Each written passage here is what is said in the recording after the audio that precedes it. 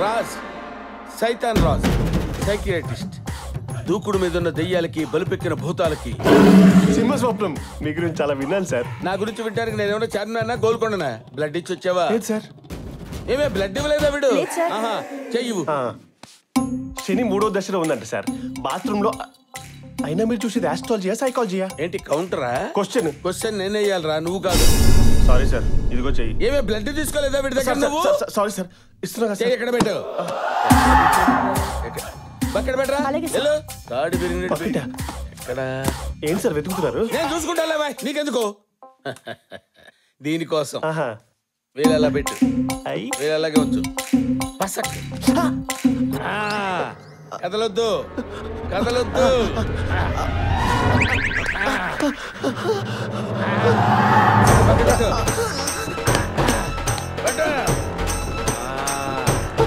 Very good.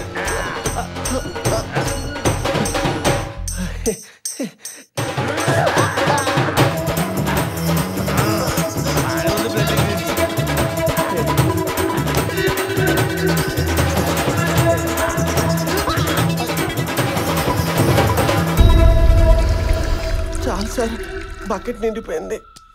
Blood bank లో deposit చేయమంటారా sir? Blood మీ నా బ్యాంకులో డిపాజిట్ చేయి. Okay sir. నీ ప్రాబ్లం ఏంటి చెప్పు. ఏం లేదు సార్, వారం రోజుల నుంచి మా ఇల్లు అనుకుని పక్కడికి వెళ్ళిపోతున్నాను సార్. ఓహో, కంట్రోల్ చేసుకుందాం అనుకున్న ఆటోమేటిక్ గా అదే ఇంటికి వెళ్ళిపోతున్నాను సార్. అదేంటో I cannot understand that sir.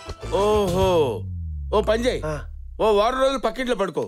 Next time నుంచి ఆటోమేటిక్ గా మీ ఇంటికి వెళ్ళిపోతావు. Super idea sir. దీనికి బ్లడ్ ఎందుకు తీసుకున్నారు సార్? ప్రాబ్లం సాల్వ్ అయిన తర్వాత ప్రశ్నలు వేయకూడదు, పేమెంట్ చేసి వెళ్ళిపోవడమే. Get out. తయారీ క్రీస్తు శకం 600వ సంవత్సరం నుంచే ఉంది. రూపాయి అనే పేరు వెండి నాణెం నుండి వచ్చింది. సంస్కృతంలో రూపిక అంటే నాణెం అని అర్థం. ఈ పేరు మీదుగానే రూపాయి అనే పేరు కూడా వచ్చింది.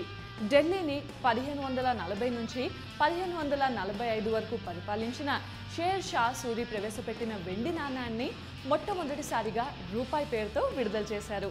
ఈ రూపాయి బరువు సుమారు 11.34 గ్రాములు ఉండేది.